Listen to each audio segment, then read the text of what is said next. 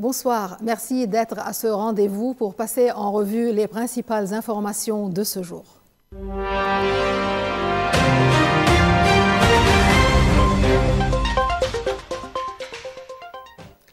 Les armes du Hezbollah, toujours au centre des préoccupations libanaises.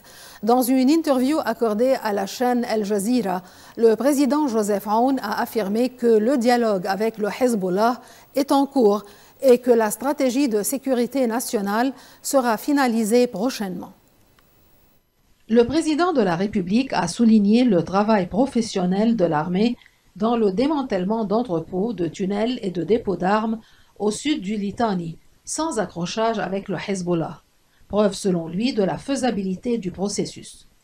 La décision du monopole des armes est prise, il reste à savoir comment l'appliquer. Le dialogue est la seule voie, a-t-il affirmé. Le chef de l'État a confirmé la souplesse du Hezbollah sur la question des armes et précisé que des échanges de messages sont en cours pour parvenir à un accord sans recours à la force. Concernant le tracé de la frontière terrestre avec Israël, le président s'est dit favorable à la formation d'un comité de négociation sur le modèle de l'accord maritime. Il a rejeté toute idée de normalisation, rappelant l'attachement du Liban à l'initiative arabe de paix. Sur le dossier syrien, le président Aoun a plaidé pour un rétablissement des liens bilatéraux dans le respect mutuel et appelé à la stabilité régionale comme levier pour la paix au Liban. Donc, la question du désarmement du Hezbollah s'avère un tabou qui vacille. Longtemps inimaginable, elle est désormais considérée comme une option réaliste. Après plus d'un an d'hostilité avec Israël, un accord de trêve prévoit le retrait du Hezbollah au nord du Litani et le démantèlement de son infrastructure militaire au sud. Une source proche du Hezbollah affirme que 190 positions ont déjà été cédées à l'armée libanaise. Selon des analystes intéressés au dossier, le Hezbollah pourrait choisir de participer volontairement au processus plutôt que de s'y opposer. À Beyrouth, la pression américaine monte. Le président Joseph Aoun, soutenu par Washington, évoque un désarmement par le dialogue, tandis que les États-Unis insistent sur le retour du monopole de la force à l'État libanais. Mais au sein du Hezbollah, les lignes bougent peu. Le mouvement reste divisé entre une aile ouverte à des négociations sur la défense nationale et une faction plus radicale. Pour certains analystes, le Hezbollah cherche surtout à gagner du temps. Toujours selon ces analystes, l'avenir de l'arsenal du Hezbollah dépendra d'un éventuel feu vert iranien dans le cadre des négociations avec les États-Unis. Mais pour l'heure, le désarmement reste un processus lent, fragile et sous haute surveillance régionale. Un match pour la mémoire et pour la paix. À l'occasion des 50 ans du déclenchement de la guerre civile au Liban, une rencontre sportive symbolique s'est tenue à l'université Saint-Joseph, campus de la rue de Damas. Une rencontre amicale de basketball a réuni artistes, sportifs et personnalités publiques à l'initiative de l'association Beyrouth Golden Awards, sous le patronage du ministre de l'Information Paul Morcos, pour un moment de partage et de réconciliation.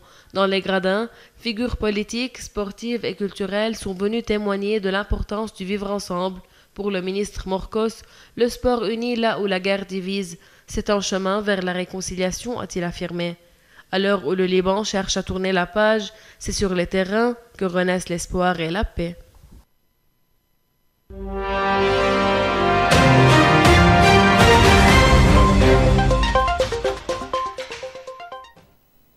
Un espoir fragile de trêve à Gaza. Le Hamas annonce avoir reçu une nouvelle proposition de cessez-le-feu transmise par l'Égypte.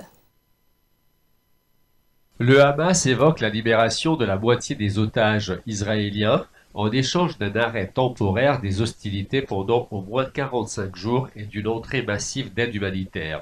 Mais Israël conditionne une fin durable de la guerre au désarmement complet du Hamas, une ligne rouge non négociable pour le mouvement palestinien qui insiste, les armes de la résistance ne sont pas à discuter. Sur le terrain, la situation humanitaire est catastrophique. Selon l'ONU, Gaza traverse probablement la pire phase depuis le début de la guerre, famine, pénurie d'eau, hôpitaux débordés. Emmanuel Macron et Mahmoud Abbas appellent à un cessez-le-feu immédiat et à l'accélération de l'aide humanitaire. Le président français souhaite reformer l'autorité palestinienne pour lui donner un rôle à Gaza sans le Hamas.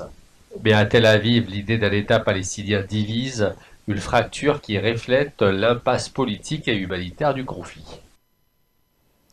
Londres accueille une conférence sur le Soudan avec l'objectif de mobiliser la communauté internationale pour mettre fin au conflit qui dévaste depuis 2 ans ce pays où plus de 30 millions de personnes ont désespérément besoin d'aide.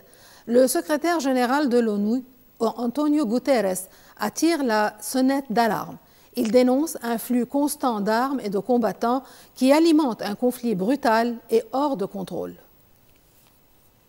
Le secrétaire général de l'ONU, Antonio Guterres, déclare « Le soutien extérieur doit cesser.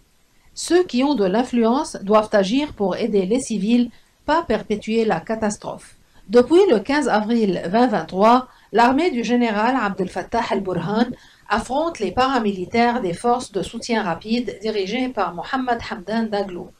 Un conflit qui a fait des dizaines de milliers de morts, 13 millions de déplacés et plongé le pays dans la famine.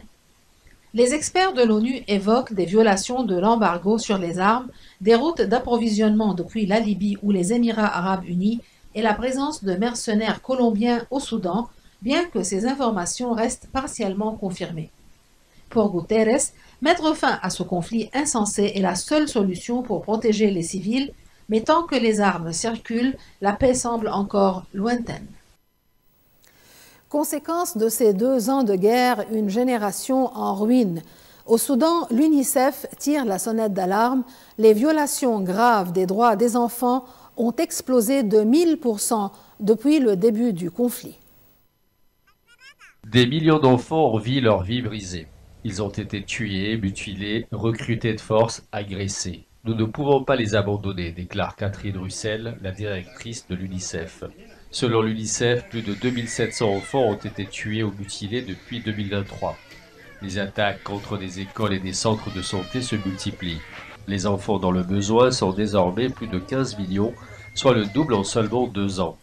La famine frappe, la saison des pluies approche, et plus de 460 000 enfants risquent de souffrir de malnutrition aiguë entre mai et octobre.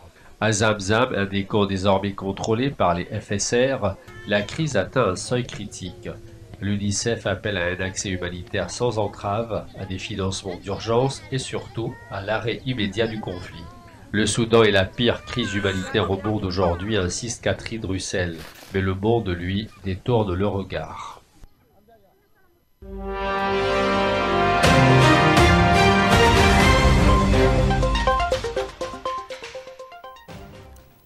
Une étape stratégique avant la reprise du dialogue. Le chef de la diplomatie iranienne, Abbas Araghchi, se rend cette semaine à Moscou pour consulter son allié russe en amont d'un nouveau cycle de pourparlers indirects avec Washington. Objectif de la visite du chef de la diplomatie iranienne, Abbas Araghchi, à Moscou, préparer les discussions prévues samedi à Mascate au sultanat d'Oman. Des négociations sensibles autour du programme nucléaire iranien, encadré par l'ONU et les grandes puissances. L'enrichissement d'uranium à 60%, bien au-delà du seuil autorisé par l'accord de 2015, inquiète les Occidentaux.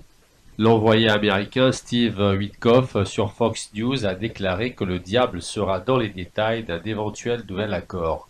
Donald Trump, revenu au pouvoir, promet de régler le dossier iranien.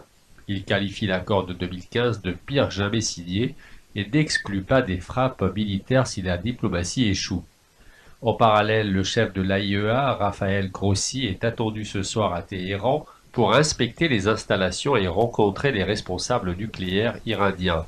Un ballet diplomatique intense alors que le monde redoute un nouvel embrasement régional.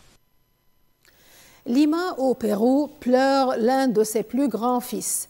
Le prix Nobel de littérature, Mario Vargas Llosa, s'est éteint à l'âge de 88 ans, laissant derrière lui une œuvre monumentale et un vide immense dans la culture latino-américaine.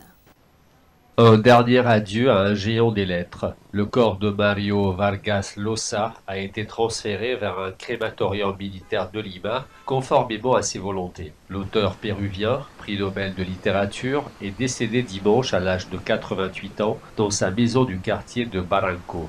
Un deuil national a été décrété et les drapeaux mis en berne dans tout le pays. Au collège militaire Leoncio Prado, où il avait situé La Ville et les chiens, son premier roman choc, publié en 1963, un hommage émouvant lui a été rendu par les élèves de l'établissement. Ils ont aligné leur corps pour dessiner les lettres MVLL, un hommage à celui qui a décrit si justement leur univers. Et dans les quartiers de Barranco et Miraflores, les libraires exposent ses livres, les lecteurs affluent comme pour se reconnecter à une époque qu'il a su décrire avec puissance et précision. Nous, les littéraires, sommes en deuil. Il nous a permis de mieux comprendre ce que signifie être péruvien, se plaignent les lecteurs et les professionnels du livre. Conversation à la cathédrale, La Maison Verte, La Tante Julia et Le Scribouillard, autant de titres ancrés dans la Lima des années 50 dont il était le chroniqueur infatigable. Sa maison à Barranco est devenue un lieu de mémoire. Péruvien universel, géant des lettres, écrivain titanesque, les qualificatifs pleuvent, mais aucun ne suffit vraiment à dire ce que représente Mario Vargas Llosa pour le Pérou et pour la littérature du monde entier. Le Führerbunker, situé à Berlin, fut le dernier refuge d'Adolf Hitler durant les derniers mois de la Seconde Guerre mondiale.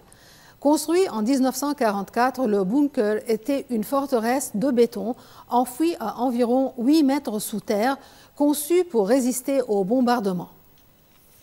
Sous les rues de Berlin s'est joué l'un des derniers actes du régime nazi. Le Führerbunker, abri souterrain construit à quelques pas de la chancellerie du Reich, reste l'un des lieux les plus secrets. Construit en 1944, puis renforcé face à l'avancée des Alliés, le bunker servira de dernier quartier général à Adolf Hitler. Le 30 avril 1945, Hitler s'y suicide avec sa compagne Eva Braun, mettant fin à 12 années de dictature nazie. Son corps est brûlé dans les jardins de la chancellerie sur ses ordres. Le mythe du bunker s'enracine. Aujourd'hui, le Führerbunker est invisible à l'œil nu, situé sous un parking. Un panneau discret rappelle les événements, mais aucune commémoration officielle. L'objectif est clair, éviter tout lieu de pèlerinage néo-nazi. Un vent venu d'Amérique latine souffle sur la plage de Berck en France. Pour sa 38e édition, le célèbre Festival international de cerfs-volants rend hommage à la Colombie, pays aux traditions aériennes aussi riches que colorées. Une délégation de 16 cervelistes colombiens fait danser chaque jour ses créations artisanales dans le ciel du Pas-de-Calais. Leur signature, des formes géométriques et des queues parfois longues de 18 mètres. Un des participants affirme « En Colombie, on fabrique nos cerfs-volants avec des matériaux simples, bambou, sacs en plastique. L'objectif, voler jusqu'à 3000 mètres d'altitude. Ces formes hexagonales, c'est très poétique, très différent de nos cerfs-volants habituels, dit une spectatrice française. Avec 450 cervelistes venus de 29 pays, le festival espère attirer près d'1 million de spectateurs. Et jeudi, s'il fait beau, un record du monde pourrait être tenté. 25 baleines volantes simultanées dans le ciel. Et sur ce, nous terminons ce journal. Merci pour votre attention. Bonsoir.